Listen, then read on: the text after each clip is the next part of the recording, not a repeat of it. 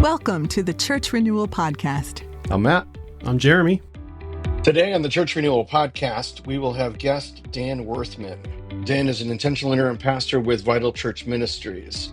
I've had the privilege of knowing Dan for 5.5 years, and the context of our relationship is both of us growing in our personal application of family systems theory to our own lives and our own growth, as well as our work. So join us as we have a conversation with Dan Werthman. Dan Werthman, welcome to the Church Renewal Podcast. It's really good to have you here. Great to be here. We've been doing a series of conversations with people who are leading either in the church renewal space. As you well know, Dave Miles kind of has a pretty nice platform there. But we also have gotten the chance to speak with Jack Shatama, who's written extensively on family systems theory. And one of the things that I'm really excited about for today is the fact that you work very deeply with all the things that we've been talking about, and very practically with churches specifically in transition. So, before we really go too much further, would you introduce yourself to us? What's your backstory? How'd you get into pastoring, interim pastoring, transitional pastoring? What brought you to where you are today? Yeah, I am an intentional interim pastor with Vital Church Ministry. I'm also a certified Christian conciliator with the Institute for Christian Conciliation. And my background is both in law and pastoral ministry. I believe that in the big picture, God always intended for me to be a pastor, but as a young new believer, and in my immaturity, I was thinking, no, I wanted to be a lawyer, and so I went down that route, which was a good route. But went to law school, practiced law for about a dozen years. I started out as an Air Force Judge Advocate General and did criminal litigation and then contract work for them. The years I practiced in civilian practice, I was doing civil litigation. Along the way, got exposed to Peacemaker Ministries, Ken Sande's ministry at the time. And that's where I was initially trained in Christian conflict conciliation. Attended seminary, got a seminary degree, went into the pastorate, pastored 3 different churches as a regular lead pastor, senior pastor. And then the Lord transitioned me at about age 52, 53 into what I do now, what I've done for the last 10 years, which is, and as an intentional interim pastor. So over the last 10 years, I have been an intentional interim pastor in 5 different churches, just finished my 5th one, about to begin my 6th one. And in addition to that, I've served, I don't know how many churches as a conflict mediator, conciliator in some form or another. 2 follow-up questions to that. One, I love that you say intentional interim pastor, because it sure beats the unintentional interim pastor position that one might find themselves in. What was it that prompted you to move from the full-time pastoring into an interim setting? The Lord gets all the credit, because it was not like I knew exactly that that's what I should be doing. I was coming to an end of my 3rd, regular, normal pastorate, early 50s. Just looked at the realities of most churches are frankly looking to hire somebody in their 30s and 40s. I wasn't even sure that I wanted to go invest, move my family and plant roots and start over in another congregation, because I believe in long pastorates. So explored interim ministry and went to the training first for interim pastor ministries. I know you had Tom on. The president of IPM a while back. He was the one who trained me initially, and thought I will give this a try. And it was really confirmed by the Lord in my first interim assignment, that this is uniquely suited to who I am, or the Lord has uniquely prepared me for this kind of ministry. From what Matt has told me, you have done a lot of your own digging into family systems theory. What was your first exposure to FST? What drew you to it, and what pushed that for you? Yeah, I was in interim pastor ministries at the time, and I was at the IPM annual conference, and I attended a training. It was on conflict, but the speaker had a reading list, so he didn't even bring it up in his seminar, but he had a reading list that had some family systems, Bowen Family Systems works on there. Okay. And I read a couple of those, and it immediately resonated with me because I had been concerned for some time about a pattern that I had seen throughout my ministry, really throughout my life, but particularly in my ministry, where certain things would trigger me.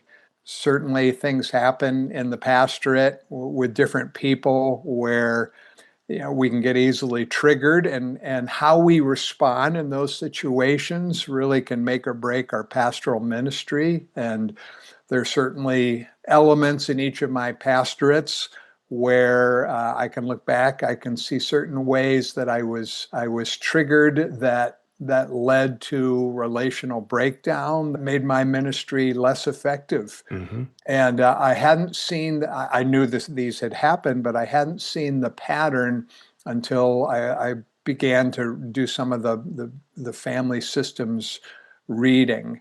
And that began to bring it all together and really help me process that, really help me understand how those triggers were formed in me, how to address them now, how to recognize them.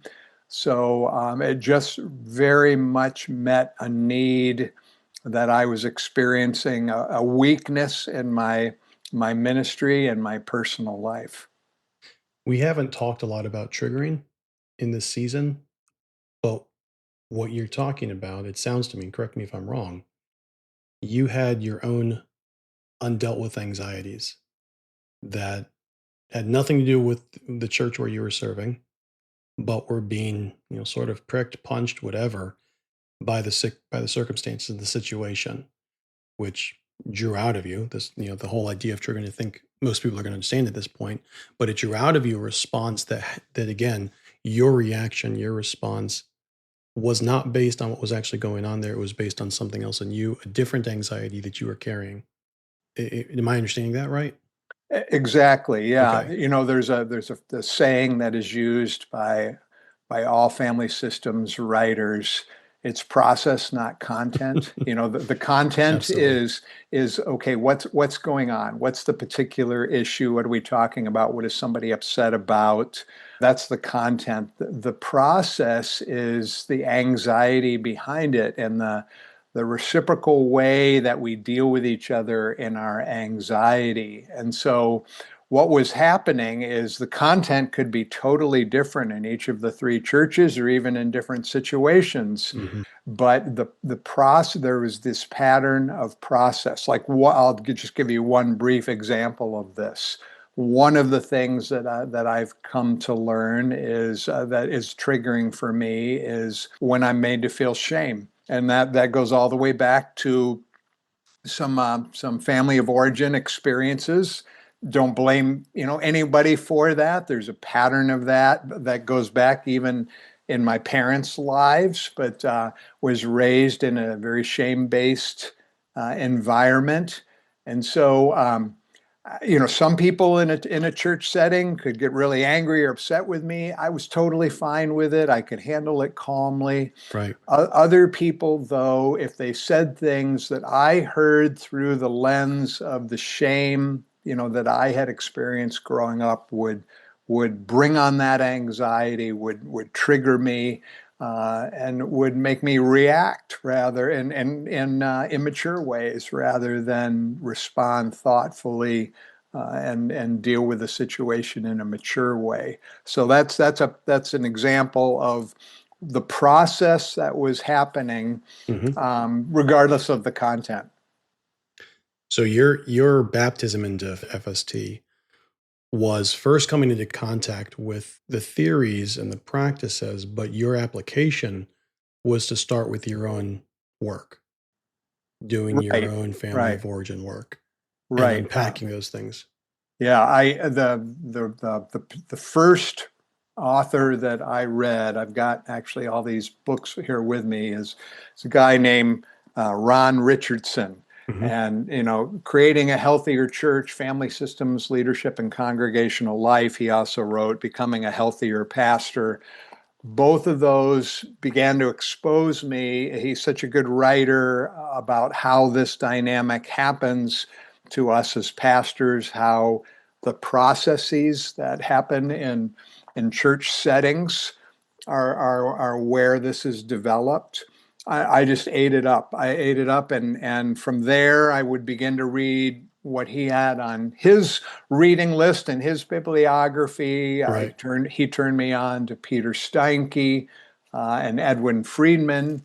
I've got all these with me. Not all of these, by the way, are believers. Ron Richardson is. Peter Steinke maybe. Another one was very helpful, who I think is a woman of faith, is a woman named Roberta Gilbert, Hmm. who's written a lot on this. And she even has this simple little book called The Eight Concepts of Bowen Theory. So that really gave me the bones of it. And from there, I wanted to learn all I could. It was just like filling such a need for understanding how I have been functioning and how I can grow in more mature ways of functioning. And so I did. I have done some work through the Bowen Center. I have taken some online coursework for that, which has been helpful, but most of it's been self-study. You mentioned Jack Shatama. Yeah. Matt was the one who actually turned me on to Jack Shatama. I love, Jack Shatama because he takes all this stuff and he makes it so easily Hmm. digestible. So Absolutely. I know the book Matt tells everybody about is If You Met My Family, You'd Understand. Hmm. Great introduction to it. If I was going to put one easy to read, easy to digest book on family systems in any pastor's hand, it would be this one by Jack Shatama, Anxious People, Anxious Hmm. Church, Anxious People. Yeah. Um, so and from there, I've just found more and more authors and podcasts, and yeah, it's just an area that I continue to read and study and grow in, and it has really shaped in positive ways and changed my pastoral ministry. What was that like for you going through and doing that work? And I'll tell you my premise here. My premise is I think that most pastors haven't done a whole lot of family of origin work. Most pastors, therefore, don't know the baggage that they're carrying, and they don't know how it's impacting them. You're digging into your background while also working in a church as an interim, identifying your baggage, seeing how it's been bumped, how it's interacting with who you are as a person, and then starting to make changes. That requires a lot of openness that can be very uncomfortable in a leadership position. What was that like for you going through and doing that work? Well, initially, I fell into the trap that most people new to family systems fall into, or at least from what I read, is that you become this big advocate of it, and you want to tell everybody the principles of it, and my Cage wife stage. very graciously The, the told cage me, stage. it's too much. Yeah, cage stage. Yeah, and too much, and so yes, there was kind of a humbling that happened, that I really embraced the idea that this is work you do within yourself. You do not apply these things to other people and try to get them to change. That's not what family systems is about. Other people may change over time as a result of the change they experience in you, I mean, I've seen some of that in my Amen. marriage. So I don't talk about it unless I'm in a conversation like this. I don't talk about it with anybody.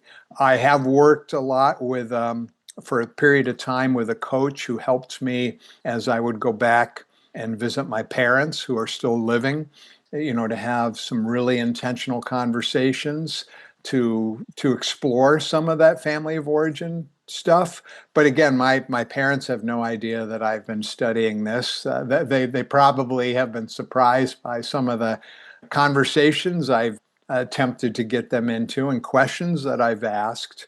It's made me much more compassionate towards my parents. Hmm. Yeah, That's I'm not. fascinating. Can we run down that road just briefly for Yeah. just a second? I have a little theory of forgiveness that until you can believe that if you grew up in the same family, had the same life circumstances, had the same formational circumstances, that this person who has hurt you, that you would have done the same thing that they would have done. Mm. That until you can really believe that, it's almost impossible to forgive them because you're still in the seat of judgment, Mm. right? Instead of saying, we're two humans, two sinners, Mm. and that's why we need Jesus, and that's the most important thing. You said it helped you be more compassionate towards your parents. I think that that's really important because relationships break down when judgment is the biggest thing that's present. Both of my parents came from abusive families. I'll see my mother next week. And just knowing the kind of family she grew up in helped me sort of understand why she was the way that she was, and that she wasn't a uniquely horrible sinner. She was just the kind of sinner that would come out of a family like that. And and when you choose to exercise that kind of reflection, there's great possibility. So, could you talk a little bit about how that's helped you become compassionate? Yeah, that is very well said, what you just said there, Matt. Yeah, part of family systems is utilizing even a genogram. So looking at who our parents, raised our parents, looking back several generations, looking for patterns, looking for circumstances that shaped them to understand, how they functioned and as they raised me did not happen in a vacuum. They were very much shaped by, I won't go into in any detail here, but by some very significant experiences, that they had growing up, and Mm. their parents in turn were shaped by very significant experiences. So, what I love about family systems is it takes away the need to blame, to find, the reason I'm Mm, struggling mm, with XYZ now is because this is what my mom or my father, did growing up. Right. hmm No, in fact, they may have had ways that they were functioning that did contribute to some of what I struggle with. But family system says, but you had choice in how you reacted to that. And so it's looking at what was the reciprocal relationship. If they did this, how did Hmm. I choose to react? Even looking, at my siblings. My siblings grew up in the same home and responded very differently, and their Sure. lives have gone very differently. And so it's understanding how I reacted to that. So that combination of not blaming, of seeking to understand what they experienced, of looking at my own part, my own reactions, the reciprocity of how we all dealt with anxiety as it was stirred up in the family, Hmm. to really understand that everybody in their reactions, they're attempting to try to get more comfortable. They're trying to find a place of comforting their anxiety, and often hmm that's not in productive ways, but that's what it's about. No one is intending to do something evil or harmful. mm. And then even as I've gone back with the help of a coach, as I've gone back and pursued some very intentional conversations, asking them about their childhood. That's given me a lot of compassion, hearing some things maybe with different ears than I heard growing up, and learning some new things even about their experiences growing up in their families of origin and their experience in their early marriage years that I wasn't fully aware of. Dan, we've known each other for about 5.5 years. I know from our personal relationship that last regular pastorate that you had was a bumpy one. Do you look back on that differently now than you did maybe when you first started transitional pastoring? Do you see things now about that situation that maybe weren't as apparent at the moment?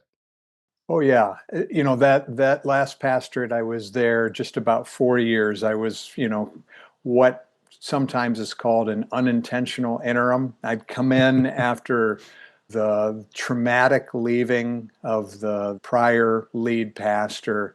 The church should have had an interim help them Hmm. work through that. They didn't, and so there were some unique things going on in the church that anybody coming in as the next pastor would have experienced. But then you bring me in with some of, at that time, unrecognized patterns in my life and my proclivities to, again, as Ken Sande says, being emotionally hijacked or triggered, particularly by shame. And I encountered some things that certainly, again, would have impacted any pastor coming in there. There were some Sure. legitimate things about that church. They should have gone through some kind of transitional interim process. But the way I reacted made them worse, certainly. Hmm. I do think the decision to leave was the right decision. It did lead to them going through more of an intentional interim. I think they're in a better place today. That's good. But I look back with some regret for ways that I immaturely handled myself. I wished I knew then what the Lord has taught me in many ways through many sources, but especially through family systems. I wish I knew that back then. If you've enjoyed this conversation so far, there is a lot more next week. We had to split this interview over 2 weeks out of respect for your time. Please join us next Thursday and we'll pick it up right here. Thanks for listening to the Church Renewal Podcast from Flourish Coaching. Flourish exists to set ministry leaders free to be effective wherever God has called them. We believe that there's only one fully sufficient reason that this day dawned. Jesus is still gathering his people, and he's using his church to do it. When pastors or churches feel stuck, our team of coaches refresh their hope in the gospel and help them clarify their strategy. If you have questions or a need, we'd love to hear from you. For more information, go to our website, flourishcoaching.org, or send an email to info@flourishcoaching.org. You can also connect with us on Facebook, X, and YouTube. We appreciate when you like, subscribe, rate, or review our show whenever you're listening. It can be hard for churches to ask for help, so when our clients tell us who referred them, we'll send a small gift to say thanks. A huge thank you to all our guests for making the time to share their stories with us. We are really blessed to have all these friends and partners. All music for this show has been licensed and was composed and created by artists. The Church Renewal Podcast was directed and produced by Jeremy Seferati in association with Flourish Coaching, with the goal of equipping and encouraging your church to flourish wherever God has called you. Bye for now.